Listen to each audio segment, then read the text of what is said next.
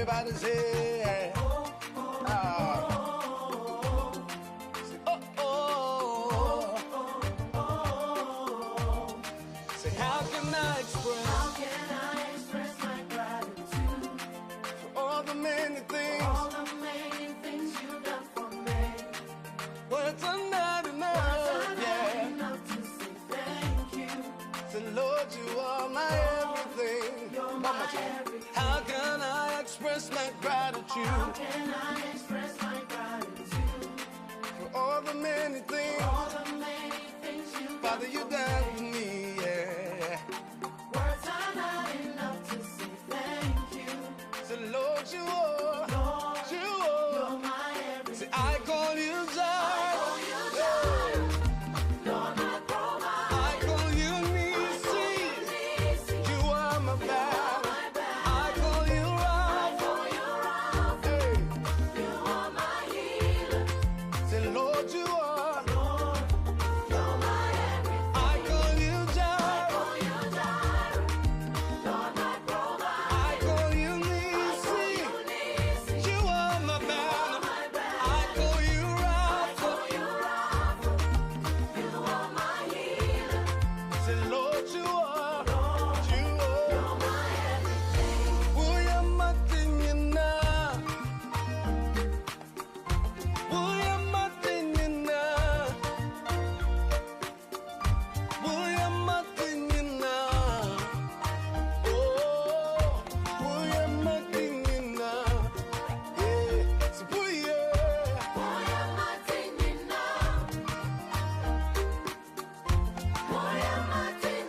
And we are live again.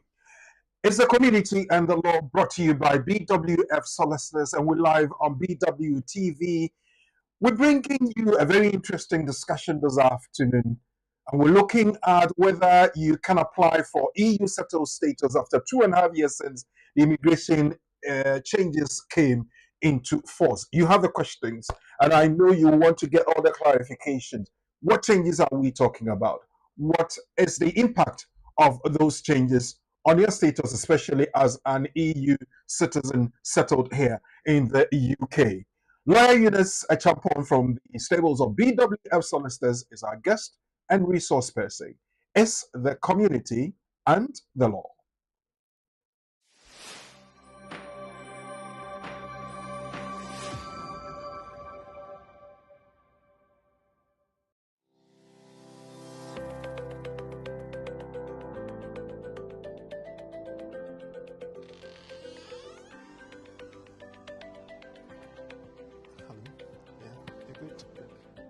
Hello. There are several questions in the community when it comes to the law, especially with the immigration matters.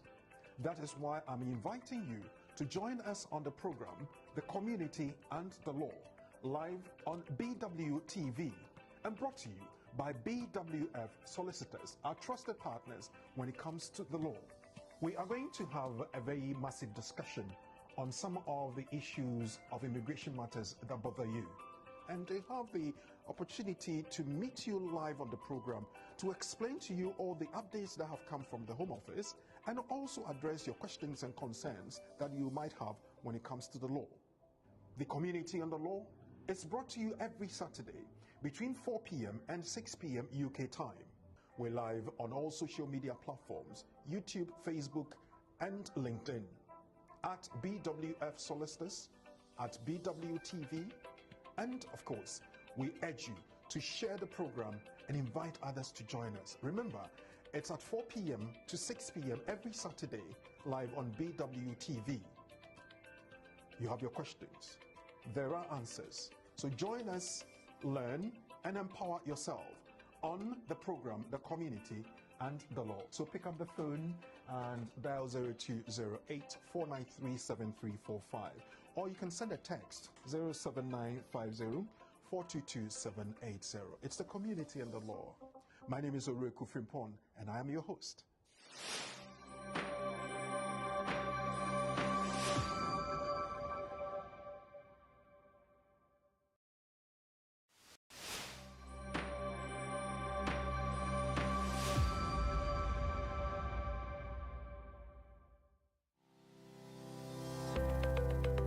Based in London, we are a dynamic award-winning firm specialising in a range of legal services. Welcome to BWF Solicitors, a trusted and experienced law firm specialising in immigration and nationality, appeals and judicial review, dispute resolution, family and matrimonial, and other family law disputes with international context. These include matters such as private child arrangement orders, contested and uncontested divorce, non-molestation for domestic violence, and financial remedy. Our childcare and family team appreciate the issues facing you at such a difficult time. Our advice is delivered in a confidential and sensitive manner.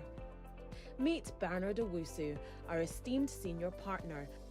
With over 32 years of experience and known for his expertise and dedication to serving our clients and the community.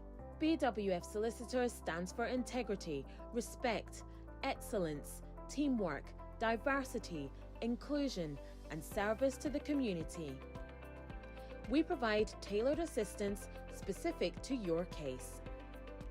At BWF Solicitors, every day is filled with dedication, creativity, and a commitment to finding the best solutions for our clients. Our team at BWF Solicitors is ready to assist you with all your legal needs. You can find us at the 4th floor, Anna House, 214 to 218 High Road, Seven Sisters, London, N15 4NP. Our main office line is 0208 493 7340, or our emergency line is 07712 761 884.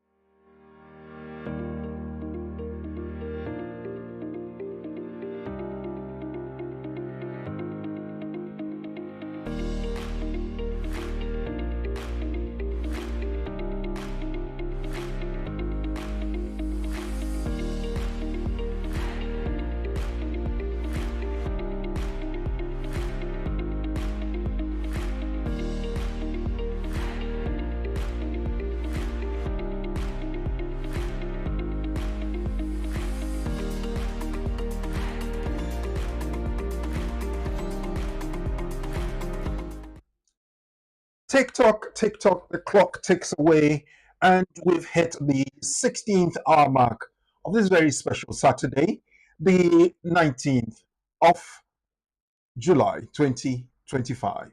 Good afternoon.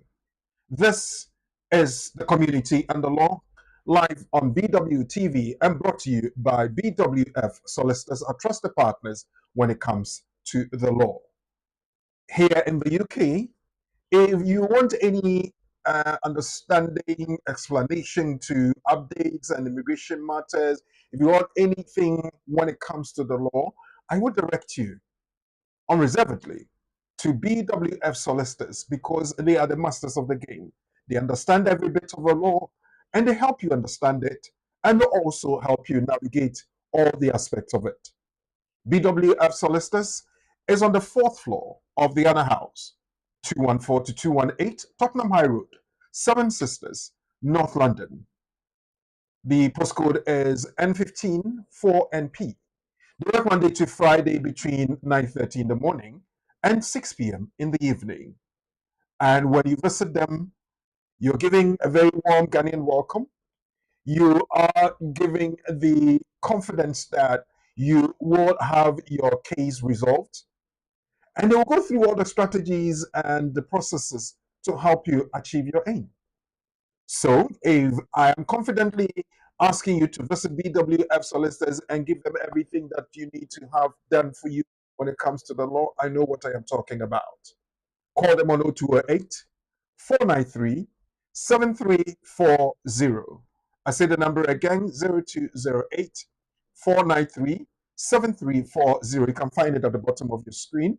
In emergency situations, call 077 127 61884. 077 127 61884. BWF Solicitors are trusted partners when it comes to the law. Now, this afternoon, they have given us another opportunity to come your way with another very interesting topic. What we are looking at is the question you have posed, whether you could apply for EU settled status after 2.5 years since the immigration changes came into force.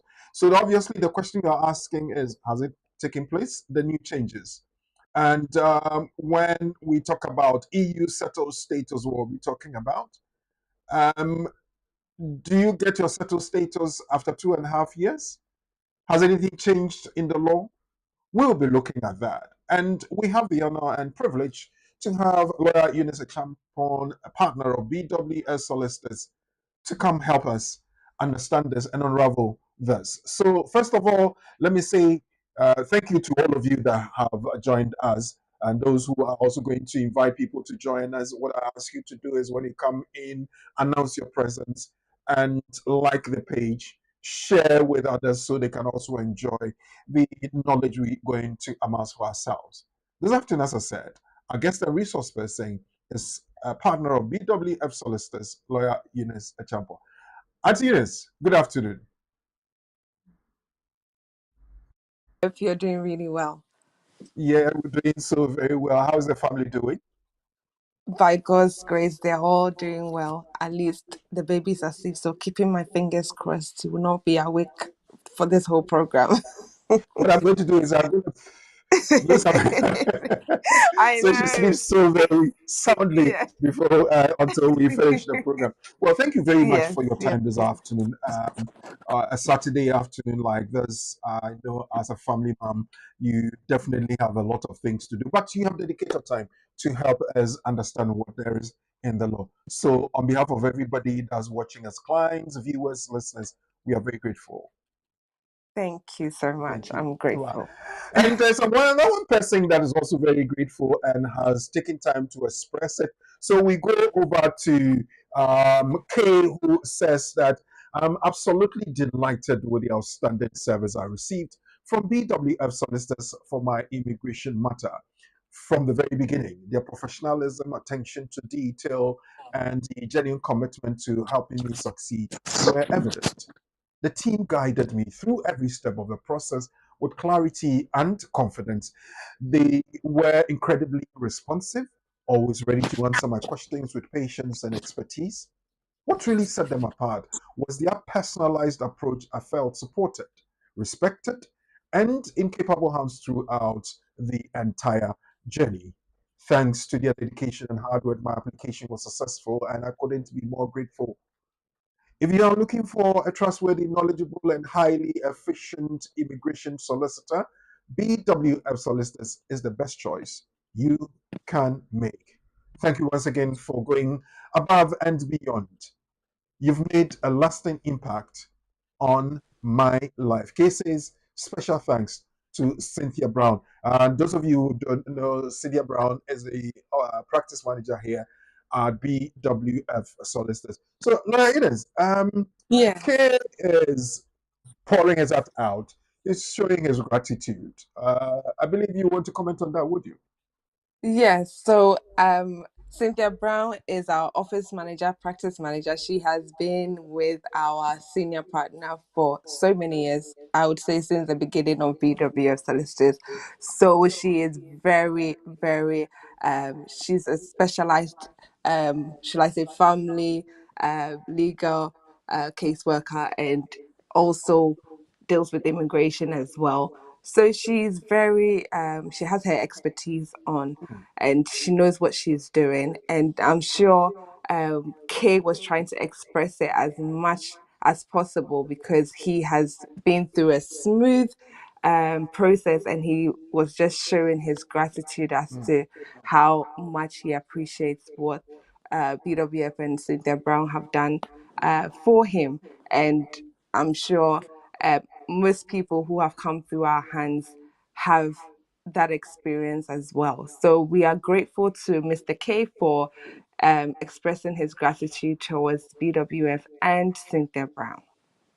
So those of you who would want to get immigration issues sorted for you, all legal matters, especially in this day and age when we have these issues about certificate of sponsorship and the rest of it. Trust BWF solicitors to do the best for you. And I want to ask you, call and book an appointment 0208 493 7340. 0208 493 7340. Those in Ghana, there's an office in Ghana where you can visit them for all the other things that you want BWF solicitors to do for you. So you can call them on 055 589 5959. That is the office in Ghana, 059 589 5959. In emergency situations, just give BWF solicitors a call on 077 127 61884. 077 127 61884. Or you can visit the website www.bwfsolicitors.com. All the social media platforms, all over X, Facebook, TikTok, YouTube, and LinkedIn, all BWF solicitors. So yeah, thank you very much, Kay, for expressing that. And if you want to do that, you can go on Google and leave your feedback there, or you can go to the BWF solicitors website and leave your feedback there. We'll pick that one up and also share with other people so people will enjoy that kind of experience you have had as well. BWF solicitors are trusted partners when it comes to the law. Did you know that you cannot switch to a healthcare route from the 22nd of July 2025 unless you are already in that route? This is one bit of information, or one piece of information, so to speak, that we would want to share with you. It's from the Statement of Changes to the Immigration Rules, HC 997, which was introduced or brought in from the 1st of July 2025. Now, it says that the new statement of changes has brought several changes to the skilled worker route. From the 22nd of July 2025, new applicants can only switch to the new temporary shortage occupation. This means it will not lead to a settlement unless you have been legally working for the provider that is sponsoring you for at least 3 months before the date your certificate of sponsorship was issued to you by your sponsor, or you made your application before 22nd of July 2025 and it is subsequently successful. But Ines, my very good Nigerian friend would say, this is grammar. Can you please break it down for me? Yes, there's a lot of things being said in that specific statement you read. When we go specifically into the statement of changes, looking at SW 6.1b, so that means Appendix Skilled Worker, paragraph 6.1b.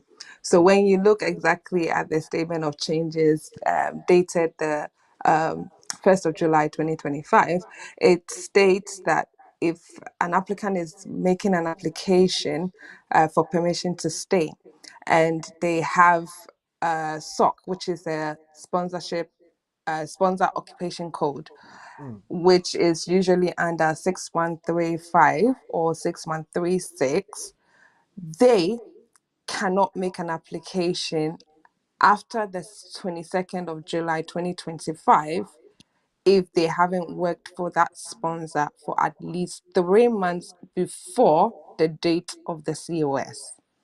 So if, for instance, I have moved employers and I've been with the employer for the past 2 months and then they are willing to issue me a COS, they're saying that at the date of the COS, you should have worked for the employer for at least 3 months. And you cannot make the application after the 22nd of July 2025. And so that means that you should have worked with them for at least 3 months if you are working under the occupation code 6135 or 6136. And you must make sure that your application is before the 22nd of July 2025. So if you are under that sponsorship occupation code, then you should make sure whichever COS that has been issued to you, you are making the application before the 22nd of July 2025. Yeah. Now, the first paragraph talks about from 22nd of July 2025, new applicants can only switch to the new temporary shortage occupation. And it says that this means it would not lead to a settlement. Does it mean that there's a blanket rule that says that when you switch or after 22nd of July, all those on COS and that route will not have their stay leading to settlement? So I think when you look specifically at the statement of changes, it talks about introducing a new table of temporary shortage occupation, because they changed the rules 2024, where we had a shortage occupation list and they made it the immigration salary list. And now they're changing it from the immigration salary list to temporary shortage list. And so all of those lists include care workers, and because obviously they've closed off the care work routes for new entrants, you will have this new table, and then you also have a new table that shows the new salary levels that are being introduced as well. And so there is a transition between those who are going to have the old rules applied to them, and then you have those who are going to have the new rules applied to them from the 22nd of July. And so those who are under the old rule before the 22nd of July will still have settlement after the 5-year period. You remember when the government was making their proposal, they were thinking of introducing a 10-year route for those who are on the skilled work route. Obviously, they are saying that once these changes come into effect, maybe they'll have a look at what the migration advisory team say to them in terms of their proposal for the 10-year route. But for now, this current change in terms of those who are looking to apply to stay in the UK based on the specific occupation code 6135 and 6136, if they haven't done so before the 22nd of July and they're doing so afterwards, it would not lead to settlement. Okay. So that's what the um, first paragraph on our bulletin is just Basically describing. saying. Yeah. All right. So I oftentimes when these things come, I have a scenario that I would want to test my viewers and followers on to find out whether they have really understood the situation. So I want you to test your knowledge, my friends. Kofi came to the UK and a student. He's now completed his studies. He has been offered a position as a senior carer under SOC 6136. He was issued a new COS on the 21st of July 2025 and applied for leave to remain after the 22nd of July 2025. Quite a simple one, but a bit winding. He came to the UK and a student. He's now completed his studies. He's been offered a position as a senior carer under SOC 6136. He was issued a new certificate of sponsorship on the 21st of July 2025, but applied for leave to remain after the 22nd of July. Now, let's go back to the nugget. There's something in there that I would want you to take note of. It says the new statement of changes brought several changes to the skilled worker route. From the 22nd of July, note the date, new applicants can only switch to the new temporary shortage occupation, and this means it will not lead to a settlement. Now, unless you have been legally working for the provider that is sponsoring you for at least 3 months before the date your certificate of sponsorship was issued to you by your sponsor, or you made the application before the 22nd of July 2025 and it's subsequently successful. So I go back to the scenario and I look at what Kofi has done. So what will be the outcome of Kofi's application? I've got you 3 options. Choose which one is correct and let me see if you will get it right. We'll come back to visitors at the tail end of the program. As Kofi was issued with a certificate of sponsorship before 22nd July 2025, his application will be successful. 2, as Kofi made his application after 22nd July 2025, his application will be refused. Or is it a third one? As Kofi's application was made as a senior carer, his application will be successful. Think about these. I'll bring it back along the line, get you to look at the nugget again. Then you'd have to choose your answer at the tail end. And when we have done that, we'll find out from Lawyer Eunice which one of you had the correct answer. It's still the community in the law, and this afternoon we're looking at some of the changes that have come. When are they taking effect? Is it 22nd July? Is it the 1st of July? Is it the 16th of July? Changes, do they really affect everybody the same? Those under the EU scheme and those under the UK immigration rule scheme, which is what? We will be looking at that, but we'll take a quick break and say thank you to BWF Solicitors. And when we come back, we dive straight into the discussion. Remember, we're doing this by courtesy of BWF Solicitors, and we have a resource person and guest, Lawyer Eunice Echampon from BWF Solicitors. Stay right there. We'll be right back.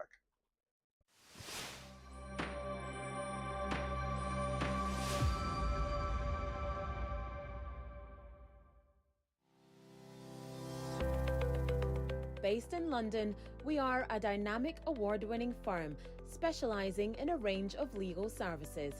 Welcome to BWF Solicitors, a trusted and experienced law firm specialising in immigration and nationality, appeals and judicial review, dispute resolution, family and matrimonial, and other family law disputes with international context. These include matters such as private child arrangement orders, contestant and uncontested divorce, non-molestation for domestic violence, and financial remedy. Our childcare and family team appreciate the issues facing you at such a difficult time. Our advice is delivered in a confidential and sensitive manner. Meet Bernard Owusu, our esteemed senior partner. With over 32 years of experience and known for his expertise and dedication to serving our clients and the community. BWF Solicitors stands for integrity, respect, excellence, teamwork, diversity, inclusion, and service to the community. We provide tailored assistance specific to your case. At BWF Solicitors, every day is filled with dedication, creativity, and a commitment to finding the best solutions for our clients. Our team at BWF Solicitors is ready to assist you with all your legal needs. You can find us at the 4th floor, Anna House, 214 to 218 High Road, Seven Sisters, London, N15 4NP. Our main office line is 0208 493 7340, or our emergency line is 07712 761 884.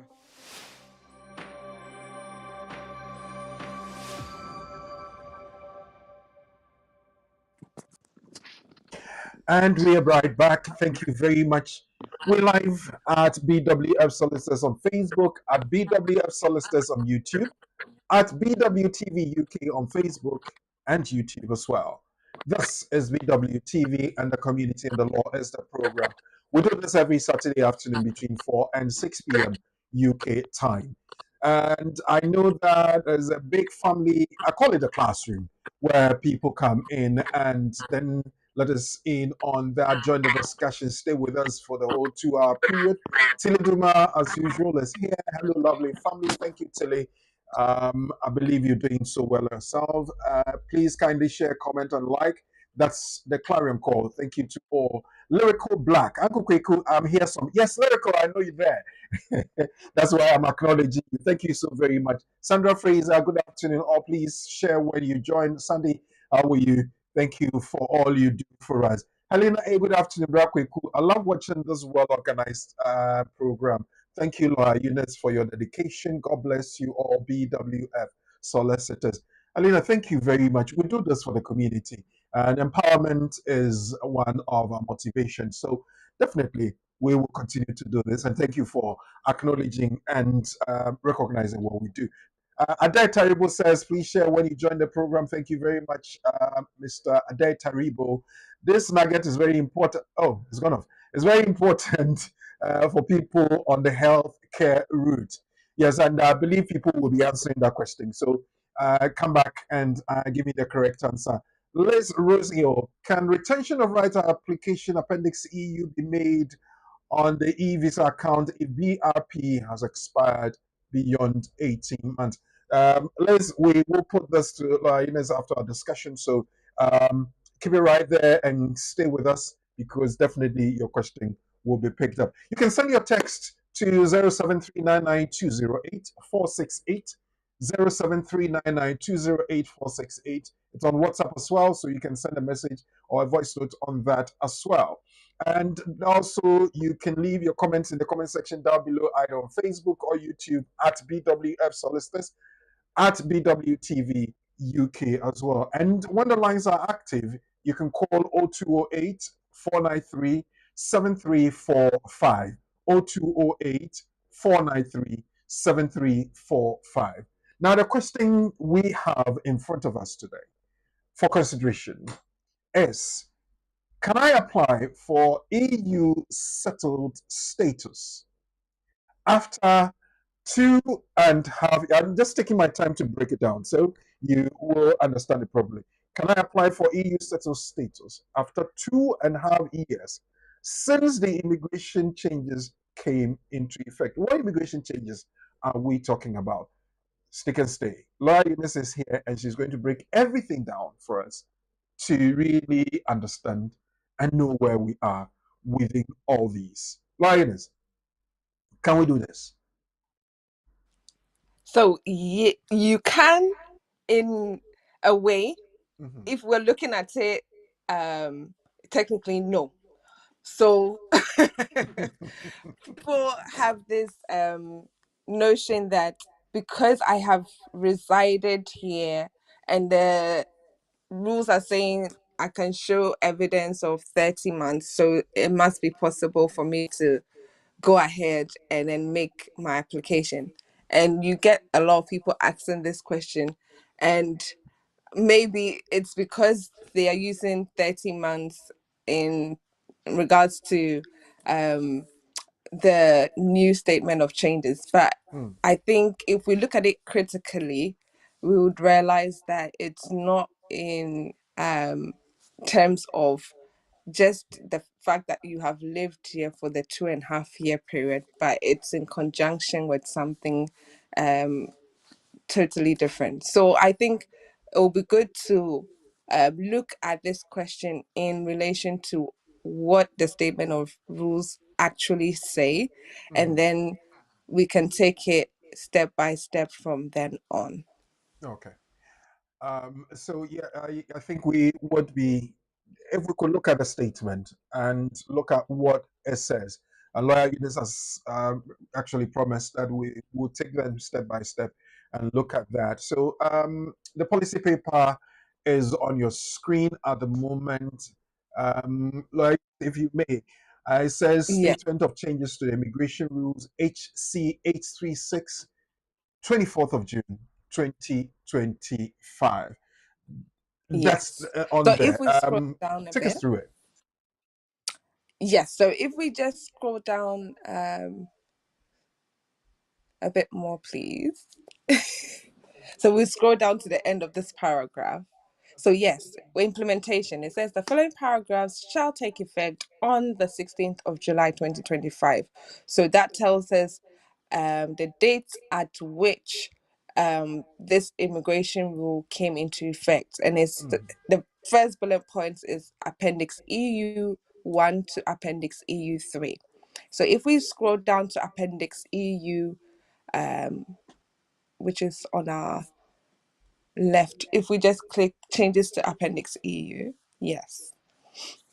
So it says the Appendix EU1, just as we saw at the top, it says in Annex 1. So usually in Annex 1 of Appendix EU, you would find a lot of the definitions to a lot of the terminologies that they use in that specific annex. So in Annex 1, in subparagraph A of the definition of continuous qualifying period, after paragraph VIEE below, insert, or unless subparagraph VIII below applies, insert Appendix EU2 in Annex 1 of, for subparagraph BI or II of the definition of continuous qualifying period, substitute II, where the person has limited leave to enter or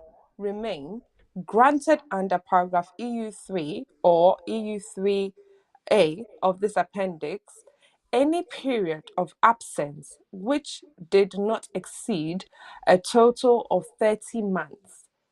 So any period of absence which did not exceed a total of 30 months in the most recent 60-month period as at the date of the application, or as at the case may be, at the date on which, under paragraph EU4, the Secretary of State is considering whether to grant them indefinite leave to enter or remain under paragraph EU2, or as the case may be, EU2A, without a valid application under this appendix being made, or in any period of absence due directly to an order or a decision to which subparagraph BII below refers, where that order or decision has been set aside or revoked.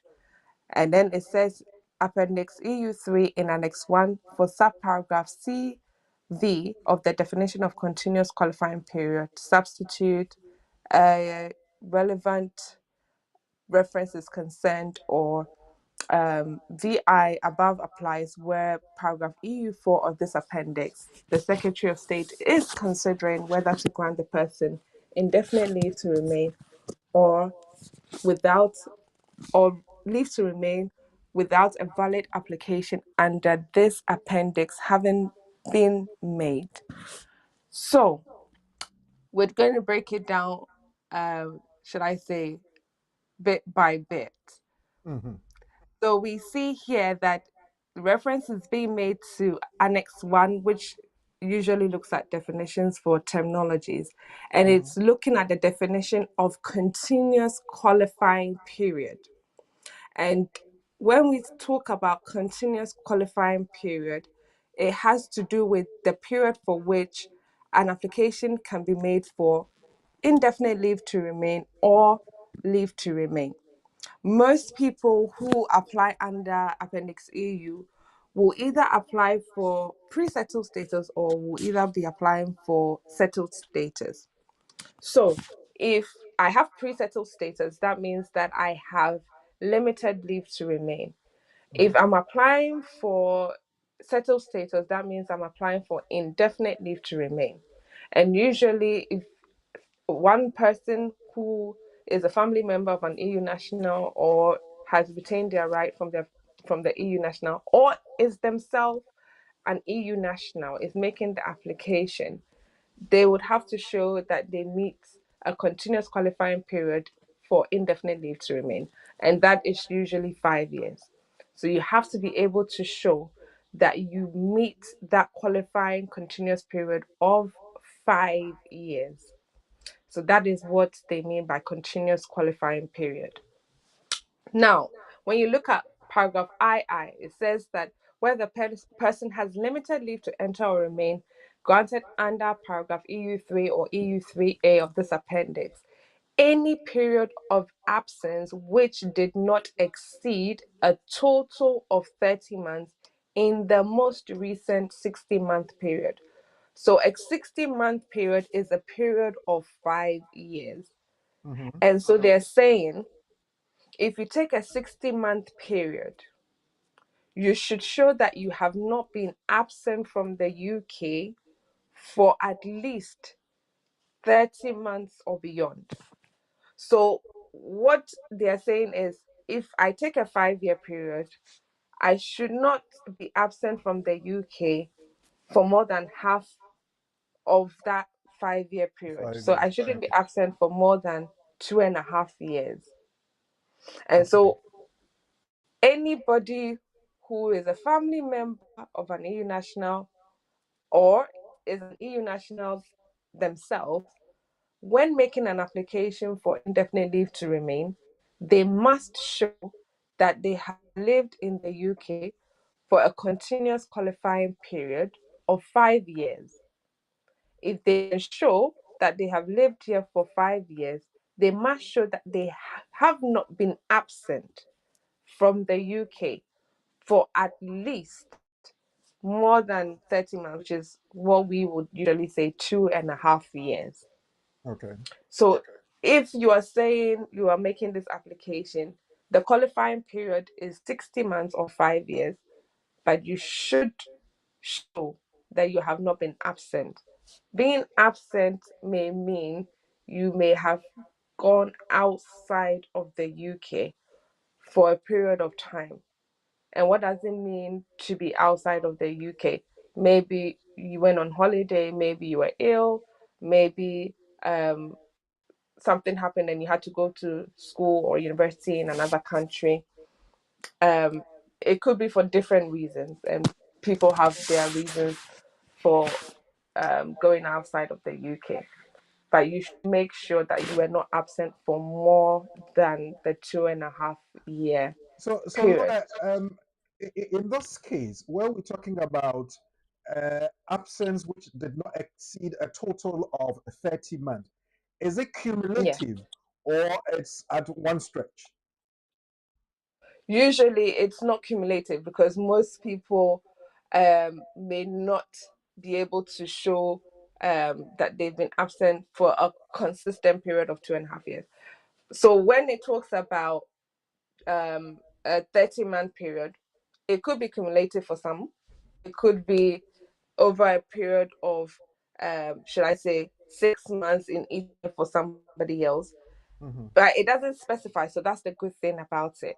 It doesn't specify what periods, because at first it was very specific as to that you will have to show that you haven't been absent for at least 6 months in each 12-month period.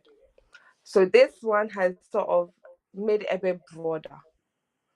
And Okay. so when you look at it in that way, somebody who has been absent for a whole 12-month period and has good reason for why they were absent may be able to get away with it because obviously they have shown that maybe they had to go for medical reasons or they had to go for educational reasons. So obviously, if they have their valid reasons and they have been absent for a whole year, then they can obviously give their good reason and they will be successful in making their application. So obviously, this is a much broader term than the 6 months within a 12-month period. And so it will help those who have accumulated absences like that. And it will help those who, for different reasons, have been away for short periods and have come back as well. Right. The Appendix EU subparagraph 2 says where the person has limited leave to enter or remain granted under paragraph EU3 or EU3A of this appendix, any periods of absence which did not exceed a total of 30 months in the most recent 60-month period and all that. It says the Secretary of State is considering.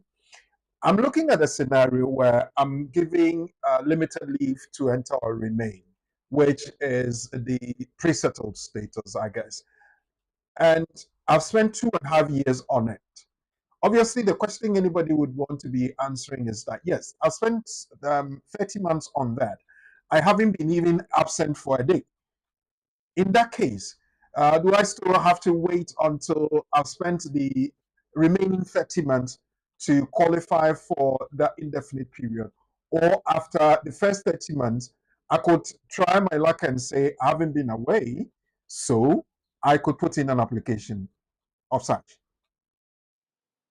So when you look specifically at our immigration rules, Appendix EU 11, it talks about the fact that you must be able to show that you have resided in the UK for a continuous qualifying period of at least 5 years. Mhm. So if you are making an application and you look at what the requirement is, that you should be able to show that you have resided in the UK for at least a continuous qualifying period of 5 years. If you haven't resided here for at least 5 years, then that means that you can't even put in an application, because how then would you be able to show that you have resided here for at least 5 years? Unless you're saying, based on your pre-settled status application, which was made 5 years ago, they can assume that you have lived here for 5 years. Or you are saying that you previously had residence card under the old rules, and you have also currently made a pre-settled status application. So based on the fact that you previously had residence card, they can assume that you've lived here for at least 5 years or more than 5 years. So if you cannot show that you have lived in the UK for that continuous qualifying period of 5 years, and you have only lived here for uh, a period of 2.5 years under the EU settlement scheme, then unfortunately you will not be able to qualify for a settled status, because you cannot meet the requirement without having to show evidence that you have resided here for that continuous qualifying period. So yes, if you are saying you have resided here for a continuous qualifying period under the old rules, and you've recently gotten pre-settled status and you want to make the application, yes, you can go ahead and then make the application.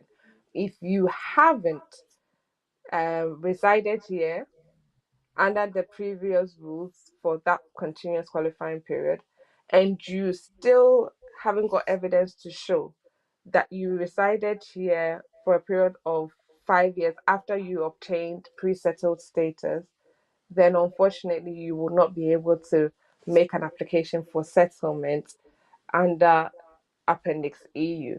So I've tried to explain two different scenarios, and I think it's important to note that if you have lived here for only 2.5 years under Appendix EU, and you cannot show a continuous qualifying period, it will be difficult to make an application for indefinite leave to remain under Appendix EU 11. Okay, so let me go very low down and ask, if I have limited leave to enter or remain. One, what does it mean if I am giving that? It means that I have to stay on that route for at least 5 years before I can apply for settled status. Would that be correct? Yes, that's correct. Okay. So if you are given pre-settled status, usually it will be given to you for a period of 5 years. Okay. So if you're given pre-settled status or limited leave to remain, it will always be given to you for a period of 5 years. So anybody who has pre-settled status or limited leave to remain has it for a period of 5 years. And most people who are able to view their e-visa or view their immigration status online will have that date, which is the date of expiry, showing 5 years after they've made the application. So most people will know that it is only for a period of 5 years that they would be granted pre-settled or limited leave to remain. Okay. Now, going back to the statement of change and that paragraph that we were looking at, one part says the Secretary of State is considering whether to grant them indefinite leave to enter or remain under paragraph EU2, or as the case may be EU2A, without a valid application under this appendix having been made, or then it goes on with all that. What does it mean? Is it just the intention that has been put down in the statement, or it's something that's is taking place after the 16th of July? So wherever you see considering, it does it does connote that there is a discretion and it's not an obligation. Okay. So where you see the word must, then you can connote that there is an obligation on the Secretary of State to grant you indefinite leave to remain in this circumstance. But whenever you see considering, you must connote that this is a discretion which the Secretary of State is basically going to use in terms of those who are going to give good reason. So that's why I started off with saying if you have a good reason why you were out of the UK for that period of time, then they will consider granting you indefinite leave to remain. So in that instance, EU2 is to do with valid applications. So Okay. a valid application is made where the person has filled in the right form, has completed a biometric enrollment, has also shown the right identification, which is an ID, and then they must be able to show that they have also they are not excluded people, or they have not been deported or whatever. So when it comes to making a valid application, they must meet these requirements. Otherwise, it will be an invalid application. So EU2 is to do with when a valid application has been made. And there may be circumstances, maybe for children who are under the age of 8, where, for instance, they may not be able to take fingerprints. So maybe a photograph may be taken, and so they will not have the full biometric enrollment in place. That is still considered to be a valid application either way. You will have instances where, for one reason or the other, where identification cannot be done through the app. For some EU nationals, for one reason or the other, it might not be able to scan through the passport, and then they will have to send their passport directly to the Home Office for the identification check to be completed. So whatever the case may be, they will have to consider whether a valid application has been made in the first instance. And also, we shouldn't forget that after the 30th of June 2021, you would have to give good reason if your application is late. So anybody who made their EU settlement scheme application after the 30th of June 2021 would have been making a late application. So you have to give good reason why your application was late. That also counts towards making a valid application. So if you are not able to give good reason why your application is being made late, usually, or most of the time, it is always rejected. So you would have your application rejected for not showing reasons why your application is late, even before it's been processed. So if you are not able to show that these are the reasons why your application is being made late, that could be another reason why the application may even be rejected before it's been processed as well. So the Secretary of State is basically, should I say, giving us a leeway to show why the application was made late in the first instance, and whether they should consider why, the reasons why you were absent for that period of time before making your application for indefinite leave to remain. Okay. So then, I would straight away ask this question, and maybe for the benefit of those who have joined us or who are just joining us. The question we posed at the beginning is, can I apply for EU settled status after 2.5 years since the immigration changes came into effect? Would it be yes or no? No. technically for those who have only stayed here for that period of time out of the 5 years. So if you know you were granted 5 and you did not complete a full 5 years and you've only lived here for 2.5 years, then it will be a no. Unless you can show evidence that you have lived here for a period of 5 years under both the old rules and the new rules. Okay. Well, Yeah. viewers, we are looking at that question which is scrolling at the bottom of your screen. Can I apply for EU settled status after 2.5 years since the immigration changes came into force? Laura is saying technically no, but if you can give good reasons as to what happened. So then it's looking at the old scheme and the new scheme and saying that if you applied late and you have reasons now, the Secretary of State is giving you a leeway kind of to be able to give the reasons why you were late and that they will consider giving you that settled status. Now, I know you have your questions, I know you have your concerns, and I know you will want to pose them to Lawyer Eunice. You can send your questions about the topic we have discussed, or if there's any other thing bothering your mind when it comes to immigration matters and legal issues, you can send them to our text number 07399208468. It's also on WhatsApp, so you can send it there with your voice notes and all the other bits. And you can also call in 0208-493-7345, 0208-493-7345, or you can leave your comments and questions in the comment section down below, either on Facebook or on YouTube. Jamal Austin, I will be coming to you, but I need to pay my dues and say thank you to BWF Solicitors. I'll be right back.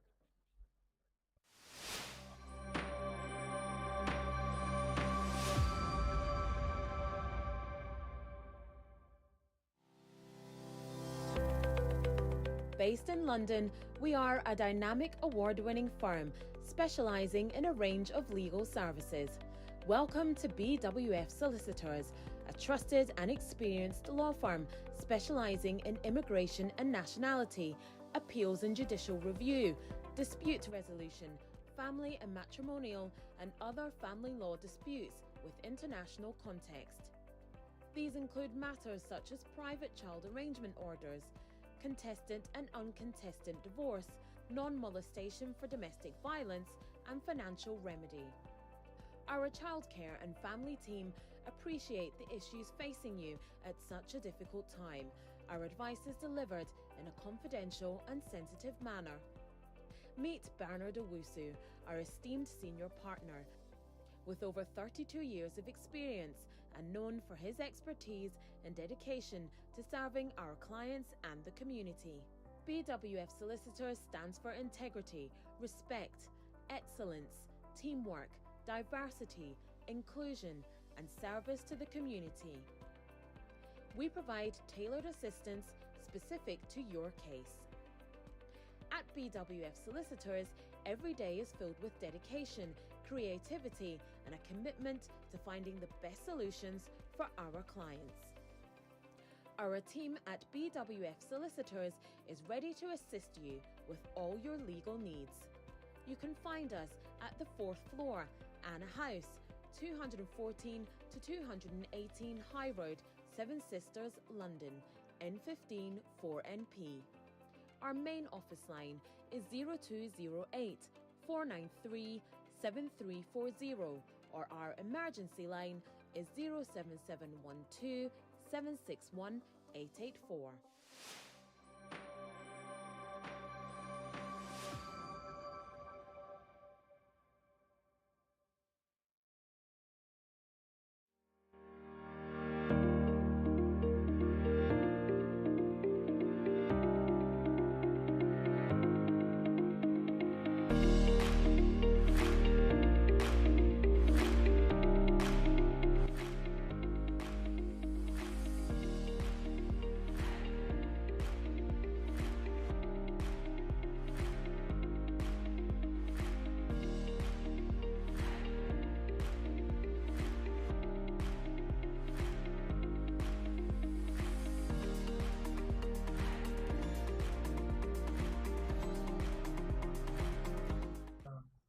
And we're back. Thank you very much for sticking around. We're still live on BW TV, live on Facebook at BWF Solicitors and at BW TV UK, live on YouTube at BWF Solicitors and at BW TV UK. Or you can join us on your TV sets and everything. We're looking at whether you can apply for EU settled status after 2.5 years since the immigration changes came into force. I'm going to ask Lawyer Eunice, and I know your questions are getting ready, so just keep them in comment section or send them via text. There was the EU settlement scheme deadline, you know, that the June 2020, and the statement of changes coming in 2025. That's a 5-year period we're looking at. So, Eunice, let me find out. For instance, I made an application, say 2020, after the settlement scheme, and I spent 2 years or 2.5 years thereabout within that period. And 5 years down the line, new changes have come in, and I'm looking at 2 periods here and there. Can I combine sometime within the period prior to June 2020 and then between 2020 and 2025 to make up the 5 years that I'm looking at? So definitely those who were under the EU regulations, the immigration EU regulations of 2016 or 2006, would have received a residence card that gave them a period of 5 years. And so when the EU settlement scheme was introduced in March of 2020, it also made it possible for everybody under the old regime to be able to apply to have their stay. Because remember, the immigration EA regulations were repealed, so they were no longer law and they were no longer enforceable in the UK. So if you had residence card or permanent residence under the old scheme, the government said after the 30th of June 2021, you will be illegal because you don't have the correct, should I say, basis to remain in the UK. So you need to switch to the EU settlement scheme in order for your stay or your immigration status to be valid. And so most people heard the news and switched to the EU settlement scheme and were granted another 5 years. So imagine you previously had residence card that gave you 5 years. Now you've applied to the EU settlement scheme, they're giving you another 5 years. Now, just because you have been granted another 5 years under the EU settlement scheme doesn't mean that your previous stay under the old regime does not count. It still counts because you were given a valid residence card in order to remain in the UK. And therefore, if you are saying that you were granted your previous residence, let's say sometime in 2019, and you were granted EU settlement scheme sometime in 2020, then you can show that you have lived here for more than 5 years because your old residence card was still valid before you switched to the EU settlement scheme. And if you were granted another 5 years under the EU settlement scheme, it does not mean that your previous stay was invalid. And you don't have to wait till your current 5 years is up to make a settled status application. Depending on your relationship with the EU national, you can make the application straight away. Usually, we say for spouses, it will be the date of marriage or the date you entered the UK. That is where the clock starts in terms of your 5 years. And so, depending on whether you were granted 5 years under the EU settlement scheme or under the old regime, as long as you can clock 5 years from the old regime up to the new regime, you can make that application for settled status. And it has to show that you have been living in the UK for a continuous period of 5 years. I hope I've made myself clear in that sense. Okay. Well, the questions will keep coming. So obviously, If there's any further clarification, we'll have that. But if you have any question as to what we're discussing this afternoon, just keep it in the comment section below. The lines are active. You can call us on 0208 493 7345, or you can also send a text to 07399208 for us to put that before Lawyer Eunice to help us answer that. Well, prior to us going for the break, I had my brother's question there. If we could bring that one up. Yes, Austin says, will it be easy if someone is on pre-settled but have divorced in the third year? Laura. So usually, if somebody is on a pre-settled status and then they've divorced, they will have to make a retention of right application straight away. So that would mean that they will have to show that they have resided in the UK for at least 1 year with the EU national. They will also have to show that they have been married for a 3-year period, and they would have to show that at least the EU national was here in the UK before the date of divorce. And so, if they can show these three main things, and the fact that they've also remained in the UK after the divorce, then they can obviously make the retention of rights application straight away. Okay. Well, keep them coming through 0739920848, or you can send them down the comment section. Liz, yes, at the beginning you had your question in. So, yes, I will at this time pick it up and give it to Lawyer to help us answer it. Can retention of rights application Appendix EU be made on the e-visa account if BRP has expired beyond 18 months, Lawyer?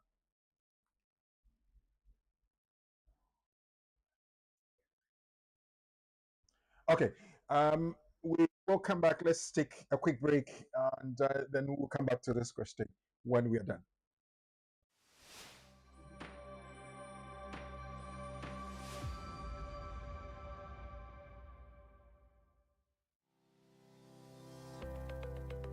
Based in London, we are a dynamic award-winning firm specializing in a range of legal services. Welcome to BWF Solicitors, a trusted and experienced law firm specializing in immigration and nationality, appeals and judicial review, dispute resolution, family and matrimonial, and other family law disputes with international context. These include matters such as private child arrangement orders, contested and uncontested divorce, non-molestation for domestic violence, and financial remedy. Our childcare and family team appreciate the issues facing you at such a difficult time. Our advice is delivered in a confidential and sensitive manner. Meet Bernard Owusu, our esteemed senior partner. With over 32 years of experience and known for his expertise and dedication to serving our clients and the community. BWF Solicitors stands for integrity, respect, excellence, teamwork, diversity, inclusion, and service to the community. We provide tailored assistance specific to your case. At BWF Solicitors, every day is filled with dedication, creativity, and a commitment to finding the best solutions for our clients. Our team at BWF Solicitors is ready to assist you with all your legal needs. You can find us at the 4th floor, Anna House, 214 to 218 High Road, Seven Sisters, London, N15 4NP. Our main office line is 0208 493 7340, or our emergency line is 07712 761 884.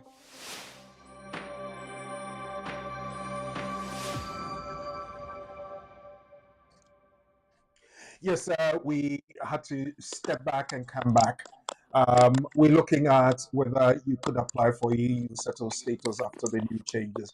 We had Liz's question, which says that wanted to find out retention of right application Appendix EU, can it be made on the e-visa account if the BRP had expired beyond 18 months. Remember, Lawyer Eunice Champon is a resource person and she will help us answer this. Lawyer. Yes. So in terms of making an application, no application can be made on the e-visa. Your e-visa is only a means by which you would show your immigration status. It is not possible to make an application on your e-visa. So the first thing first is e-visa is only to show your immigration status. To make a valid application, you have to go onto the EU Settlement Scheme website.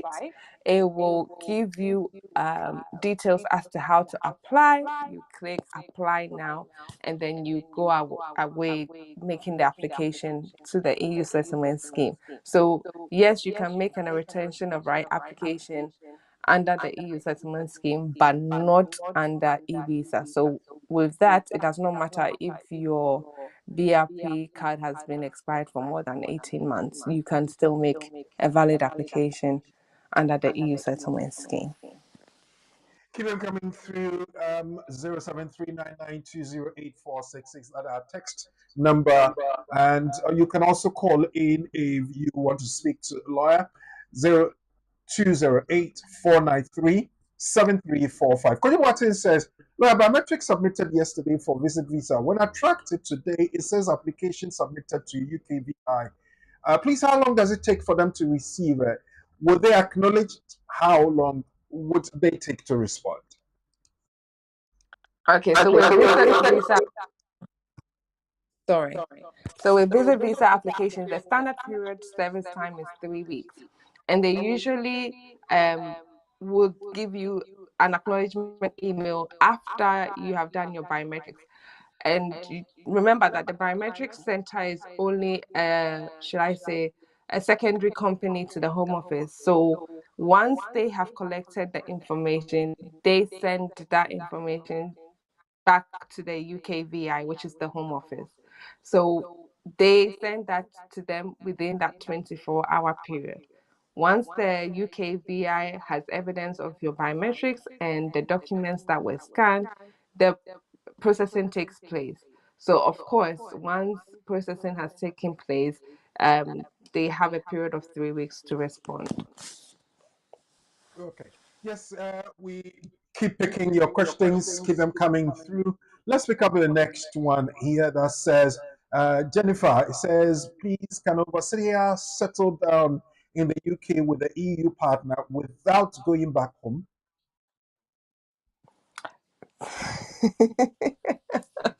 Okay, so when it comes to partner applications, I always say that prior to the January of 2020, most people would have been able to make an application based on an EU national without having to go back home.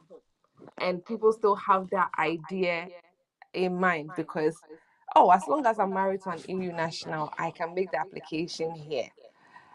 No longer is that the case because we have Appendix EU, which has now come into play, and we no longer have the EU immigration regulations of 2006 and 2016. And so, under the new regime, if you are not able to show that you were a family member of an EU national before the 31st of December 2020, unfortunately, you cannot make the application to remain here in the UK. You will have to go back home to make that application, just like those who have settled status or have British citizenship here in the UK. So if your partner is saying, well, I'm an EU national, you can make the application based on the fact that we are partners. If they cannot show that you were married before the 31st of December 2020, or that you had lived together for at least 2 years before the 31st of December 2020, unfortunately, you cannot make the application from within the UK. You would have to go outside of the UK unless there is a child involved who is settled or who has EU pre-settled status or settled status, or a child who is British. Yes. Okay. We have Hepzibah Charity UK say you're enjoying the program. It's very educative. Thank you very much for sticking and having faith with us. And I believe, yes, the charity you represent can also give this opportunity to other people to enjoy as well. Someone on the previous COS 6135, does a new rule or law apply to that person if he wants to switch to a new COS after the 22nd of July 2025? Bernard is asking, lawyer. Yes, it is this particular um, occupation code that it affects. It affects those under 6135 and 6136. So if you are using an occupation code 6135 or 6136, you are directly affected by the new changes that have come into play, and you will have to make an application to switch before the 22nd of July. Keep them coming through. Thank you, Bernard, for participating and sending your question. We have others coming up. Can the adult child of the person under the rush apply for stay based on their parent? With the Windrush scheme, it's a totally, should I say, it's a concession that has been put together by the government because they know that they did some wrongs in regards to the immigrants that came here during the 1960s. And so with a adult child making an application, it doesn't matter whether it's a young child or an adult child, as long as they are able to show that they meet the criteria under the Windrush scheme, they can still make the application to remain here with their parents. And I know the Windrush scheme has a criteria for those who came here in the 1960s up until 1973. So if you can show that you were here living in the UK, or that you were granted some form of settlement as a Commonwealth national, then you would be able to make that application if only you were here between the 1960s to 1973. Yeah. Let me get this understanding, if you may. For instance, me as an adult, my parents qualify under the Windrush scheme, and now they have been granted British citizenship. They've gone for their passport, so more or less completed their whole cycle. Can I then say that I am here probably on a limited leave to remain? Can I apply through my mom to say that my mom is a British through the Windrush scheme, so I'm depending on my mom to extend my stay, for instance?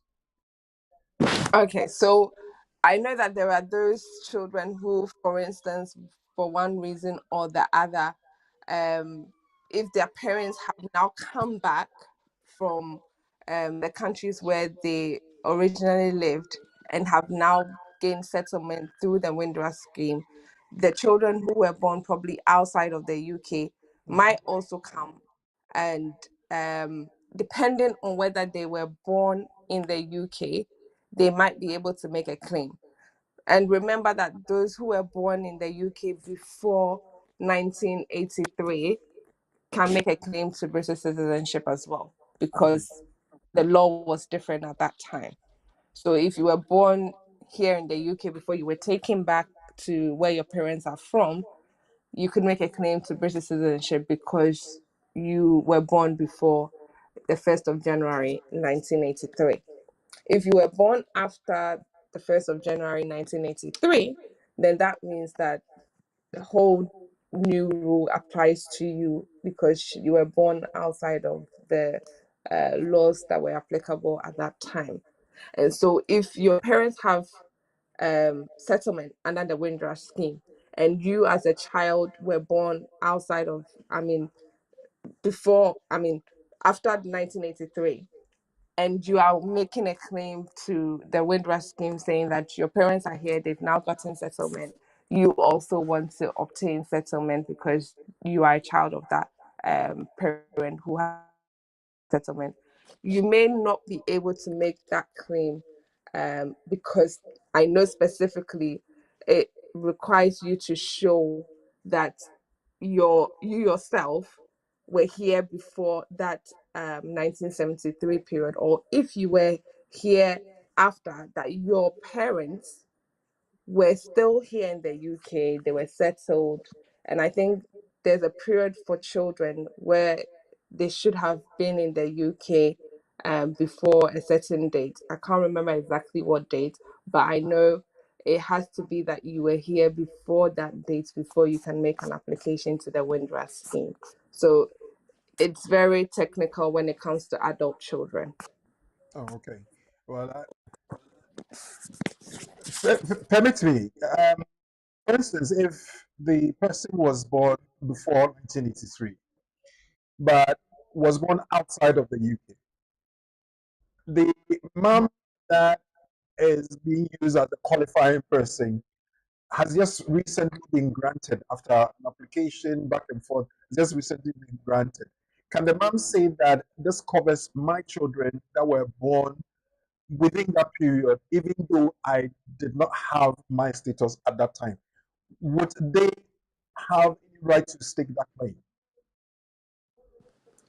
Okay, so if it's to do with a parent who has given birth outside of the UK, Mhm. unfortunately, an adult child will not be able to benefit directly from that parent who has been granted settlement under the Windrush scheme, unless obviously we are looking at the adult dependent relative appendix where it talks about them showing some form of disability or illness, then that will come into play. But if they have no disability or illness, then they wouldn't be directly able to rely on that parent who has now got settlement under the Windrush scheme. Okay. Well, thank you for that. I had questions following up on that. Probably have helped people who may have similar situations. We're still soldiering on, and we have Eunice Champon helping us answer our questions. This afternoon, we've looked at can I apply for EU settled status after 2.5 years since the new changes have taken effect.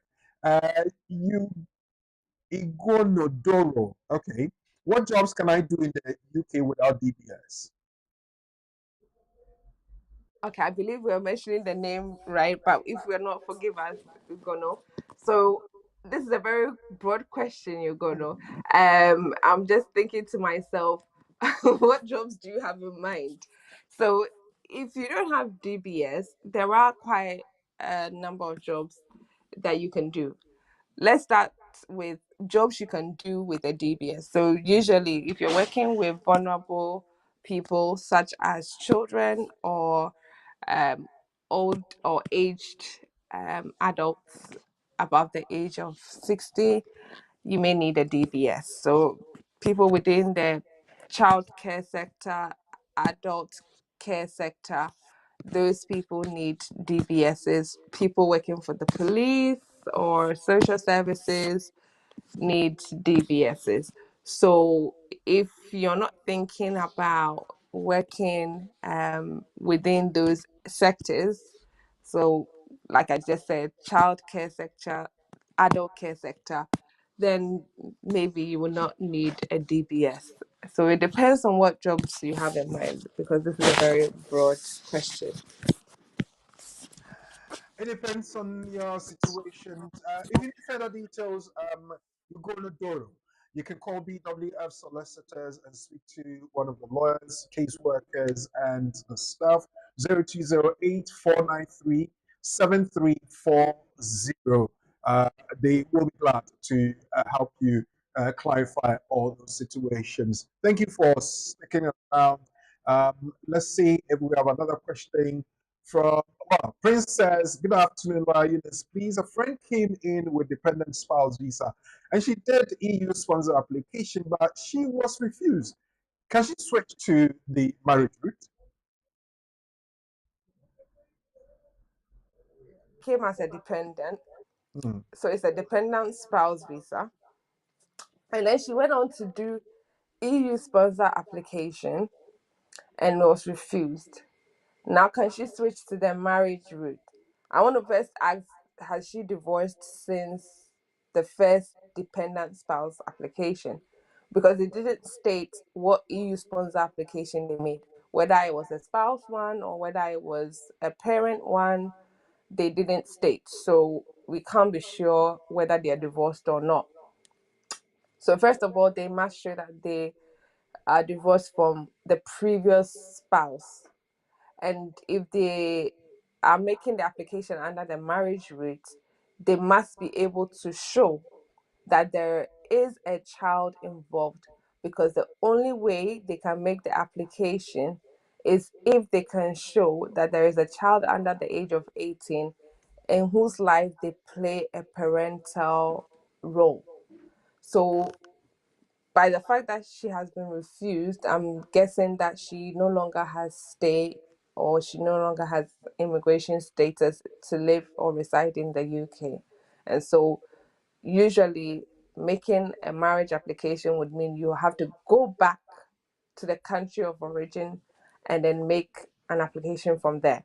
But if you want to make it from within the UK, you must be able to show that you are either meeting the exceptions to the rule, which is that there is a child here in the UK who is under the age of 18, and the child is British or settled or has lived here for at least a continuous period of 7 years, or that you are making the application on that child who has some pre-settled status or settled status under the EU settlement scheme.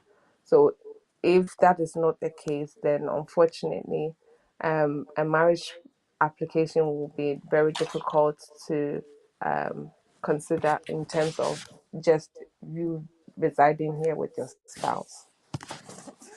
If you just joined us, you're live with us on BWTV. The program is The Community and the Law, which happens every Saturday afternoon between 4 and 6 p.m. UK time, live on BWTV, brought to you by BWF Solicitors. You can get us on Facebook at BWF Solicitors and BWTV, and on YouTube at BWF Solicitors and BWTV UK. Linus and Eriku, hello. Um, if you've been out of the UK for the past 2 years, and each time you stayed for 3 weeks, and you were granted pre-settled status November 2022, are you eligible to apply for the settled status? These are the kind of Kevin questions is that, getting us to do some calculations here. yes, these are the kind of questions that definitely will make sense in terms of the question for our topic today. So yes, you've made an application for pre-settled status in November of 2022, and you are thinking, well, can I make an application for settlement? In his case, he hasn't stated that he previously had residence card. So the assumption is I was given 5 years in 2022. It means my 5 years will be up in 2027. So you cannot make your application for settlement now. No, it's not possible. You would only be considered for another pre-settled status if you have retained your rights. So in this case, you will have to wait for that 5 years continuous qualifying period to be up before you can make the application for settlement. Now he's looking at the past 2 years. He stayed 3 weeks. So in 6 weeks, his absence cumulatively is 6 weeks in 2 years. Would it affect him in any way, shape, or form? No. So the statement of changes clearly states that within a period of 60 months, you shouldn't be absent for 30 months or more. So you should not be absent for at least 2.5 years. He's only been absent for 6 weeks. And so this should have no effect on his application for settlement later on in the future. Okay. Well, keep them coming through. We still have some time to do that. But before then, after Ida's one, we'll look at our nugget again, and I remind you of my scenario and the questions I pose. Ida says, please, I would like to know if I can bring my child to the UK whilst my sponsor license has been cancelled. And I also want to know if I can bring my child if I switch from care route to a different job, but not care.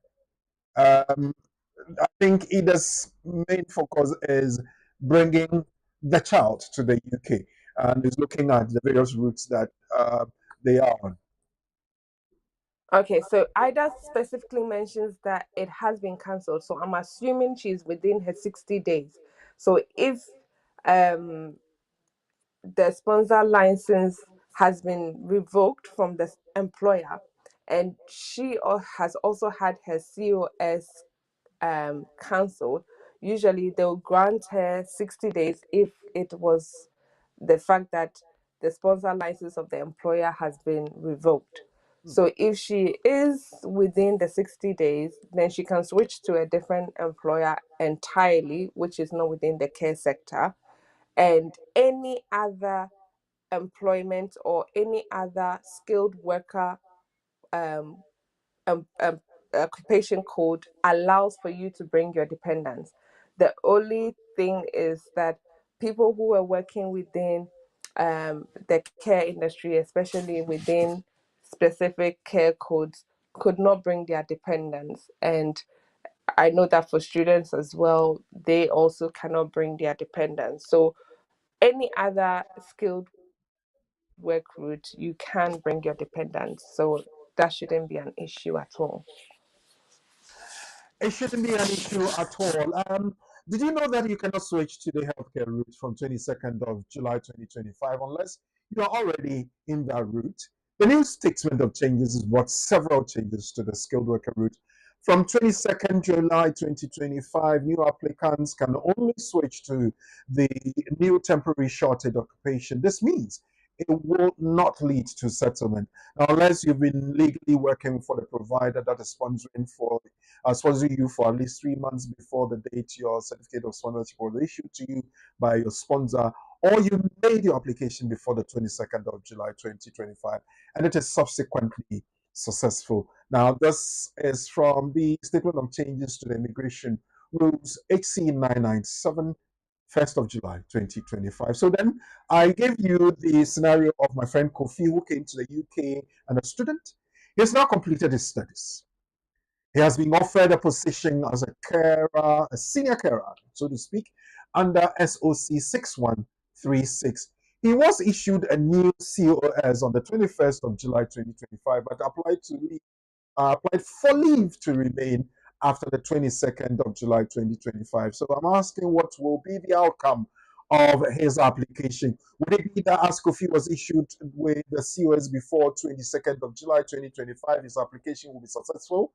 Would it also be as Kofi made his application after 22nd of July 2025, his application will be refused? Or as Kofi's application was made as a senior carer, his application will be successful? Think about these. I need answers to that. We will be coming back to you. I don't know whether we have any questions for lawyer to handle. If not, we'll take a quick break. Well, I think there are a couple of so we'll come back. Let's see what there is to answer. We've had Ida's one answered, so we can pick up another one. Linus, we're coming back with this one. Yeah. Kevin says, oh no, considering the 30-month state duration, when do you think I'm eligible to apply for the settled status? Still calculation. Yes, Kevin, 22nd November 2022. Lawyer said, I'm trying to do some calculation for you, then I'll go for ratification from lawyer. November 2022. So your 5 years will be up November 2027. We are in July 2025. So you've got 2 years and at least 5 months to go. Leah, am I right? You are definitely right. I think that a lot of people have that misconception, and that's why we had this discussion today. So if you were granted in 2022, your 5 years would be up in 2027, and therefore you can only make your application after that 5 year period. Okay. We have somebody coming on the line at this point, so let's see and hear him or her. Hello. Hello, Yes, good afternoon. good afternoon, my boss. How are you, sir? Oh, it's great. Oh, it's well. We thank God for small mercies. Linus, can you hear my friend? Yes, I can hear the caller. Okay, good. Please, your name and then your question. This is Stephen calling from Wolverhampton.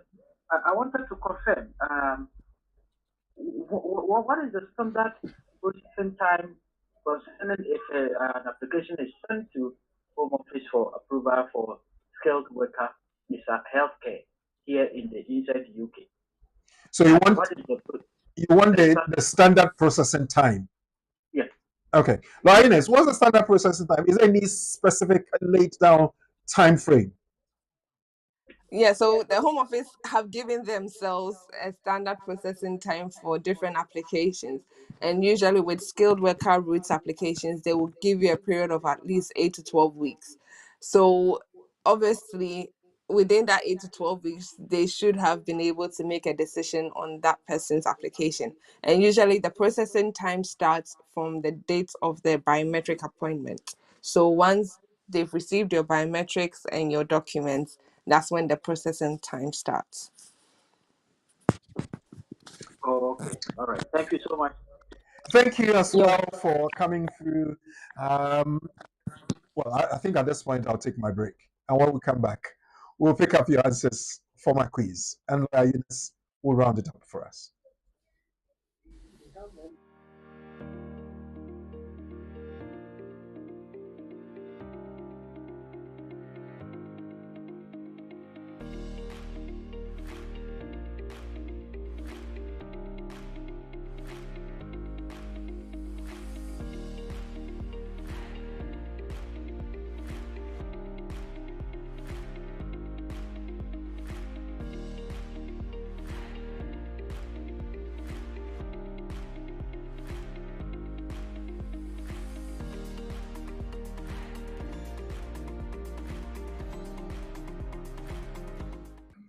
Right, all right, all right, right. We're live on BWTV UK and we're doing the Community on the Law. And it's brought to you by BWF Solicitors. Well, I said I was going to go to my quiz, but there's one question based on one of the answers that Lawyer Eunice gave. Jennifer is asking, does it mean that a skilled worker cannot get married in the UK without having a child with their partner? So obviously, when it comes to those who are on the skilled work route, I'm assuming that you already have valid leave to remain. If you already have valid leave to remain, you can get married at any point in time. You don't have to have a child to get married. What we're saying is that if you don't have immigration status, you cannot get your immigration status through marriage alone. So if you don't have immigration status, just by stating that you are married to somebody with EU citizenship or you are married to a British national, does not give you that basis to make an application in the UK. If you are already a skilled worker, you already have valid leave to remain, you can marry anybody of your choice. Um, Marriage has nothing to do with your immigration status. It is only when you are using it as a means to gain your immigration status that is when you have to jump through certain impediments. Yes. Well, I was going, but Mercy has come through. Mercy says, does a full-time NHS employee on a parent route get discount for their IHS when renewing their visa? They have already paid for the IHS. Can this be refunded because they are NHS employees? Yes, so you can get a refund if you're an NHS employee. If, for instance, you are working with your NHS employer, they can request for a refund once you ask them to do so. So let's say I'm a parent on the parent route. I happen to also work for the NHS. I've made my application for 2.5 years. Because I have been granted 2.5 years, the IHS that was paid for that 2.5 year period, I would like to have a refund of that IHS because I currently work within the health and care sector or within an NHS body. You can ask your employer to request the refund for you, or you yourself can ask for a refund every 6 months. And so every 6 months, you can request for a refund to be made, and it will be paid directly into your account. And now I go to my scenario with my friend Kofi, who is having issues with his application. We're talking about the 22nd of July, 2025. Now let's see the scenario again. He came to the UK as a student, and he has now completed his studies. He's been offered a position as a senior carer under SOC 6136. He was issued a new COS on the 21st of July 2025 and applied for leave to remain after 22nd of July 2025. So what will be the outcome? Kofi, his application will be successful because it was issued with the COS before 22nd of July. Could it be that because he made his application after 22nd of July, his application will be refused? Or that because he made application as a senior carer, his application will be successful? Now tell me what you think. Your answers now. Helena says it's B. As Kofi made his application after the 22nd of July, his application will be refused. Thank you, Helena. Charles Quay also thinks it's true. That is, the application will be refused because he applied after 22nd of July. Abigail Boache thinks that is number one, as Kofi was issued with a COS before 22nd of July 2025, his application will be successful. Sandra Nkrumah, yes. Number two, as Kofi made the application after 22nd of July, this application will be refused. That's what Sandra thinks. Kwesi Clifford also thinks that is number one, as Kofi was issued with a COS before the 22nd of July 2025, his application will be successful. Angela Adu thinks it's number two. Angie says that Kofi's application will be refused because he applied after 22nd. Alex Mensah also thinks the same. It will be refused. That's what Alex Mensah thinks. Samuel Robinson thinks that Kofi was issued a COS before 22nd July. So yeah, definitely it will succeed. Well, let's see and find out. Susanna Ofosu thinks Kofi is a senior carer. He's made an application as a senior carer. So why would it not be successful? It will be successful. That's what Susanna says. Well, let's go to the next answer. Tilly Duma says it's number two. As Kofi made his application after 22nd July 2025, his application will be refused. Next, Prince Tewia thinks same, number two. Thank you, Princey. Then the next one, Thomas Boabing thinks it's number two as well. His application will be refused. Kofi came to the UK as a student. He's now completed his studies. Hager says that this application will be successful because the COS was issued before the 22nd of July 2025. Nananyako thinks it's number two. It will be refused. Okay, now, Lara, people think, I think I had only one answer for number three, a few for number one, and a lot for number two. What will be the correct one?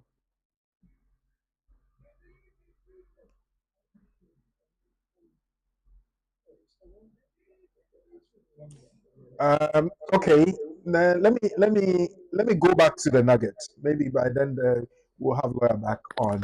The nugget talks about the statement of changes that's brought several changes to the skilled worker route. Now we are asking whether Kofi, who was issued with a COS before the 21st and applied for the new one after the 22nd. Lawyer.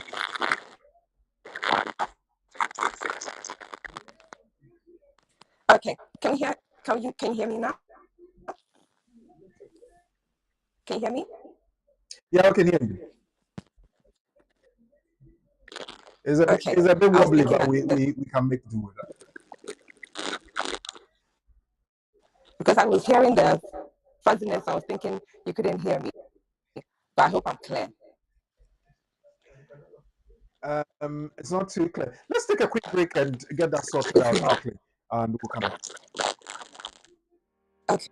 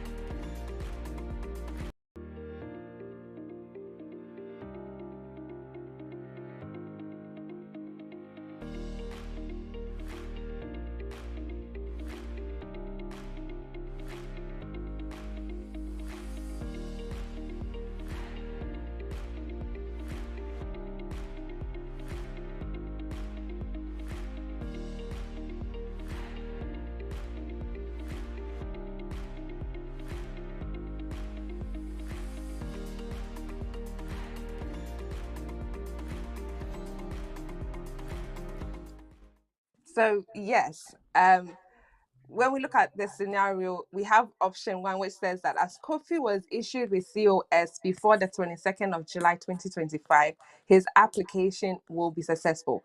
Is that true? From the nuggets that we had, we saw that those who were given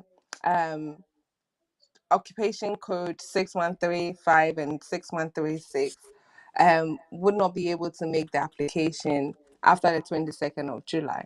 And so if we look at scenario, the answer one, obviously that would mean that that will be incorrect.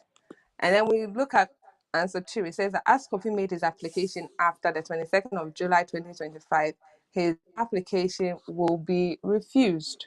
So if you were under that sub code and you have made the application after, because he was working with the company at least 3 months, he was given the COS on the 21st of July 2025. However, he did not make the application at that date. He made it after the 22nd of July. So the answer will be two. I know three says because he's a senior caseworker, his application will be successful. Just because he's a senior caseworker does not mean that they will take that into consideration. He should have made the application on the 21st of July 2025. So the answer to this week's question and the test your knowledge is number two. Sponsorship as a care worker would not be possible for new entrants to the route from the 22nd of July, as we have known, unless the application was made before July 2022, 22nd July 2025, so to speak, even if a successful decision is made later, or the applicant may already be in the UK and working for their sponsor for at least 3 months before the COS is issued. Remember, the Statement of Change to Immigration Rules HC 997 was issued on the 1st of July 2025. So thank you for those who participated, those who got the correct, congratulations to you.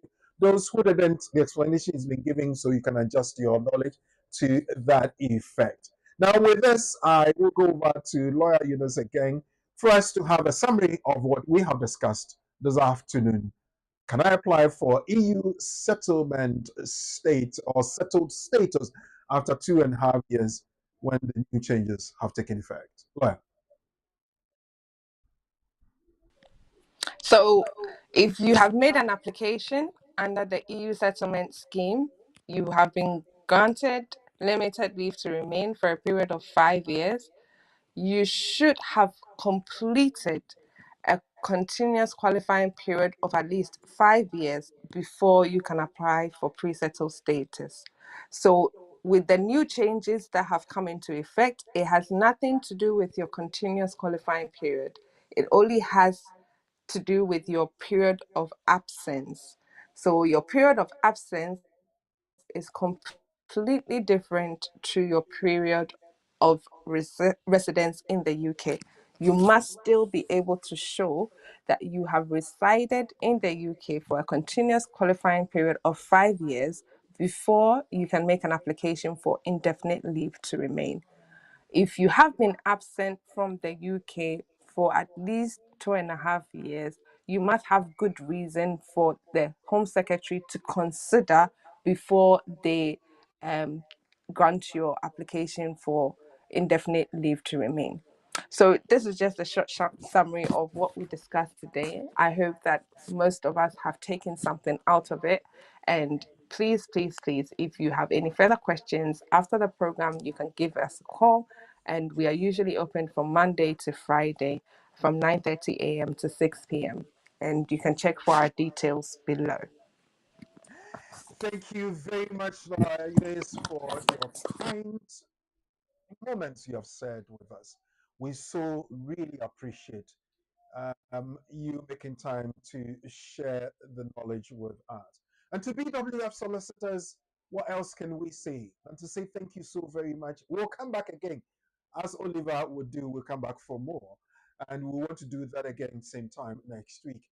So to the senior partner, to you, Ines, as a partner, to all the other solicitors around, the trainee solicitors, and the caseworkers, as well as people in the administrative section, both here in the UK and back in Accra, Ghana.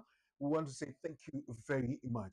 And to you out there, my very precious listener, viewer, and compatriot, I say thank you for your time. Without you, I wouldn't have had a program.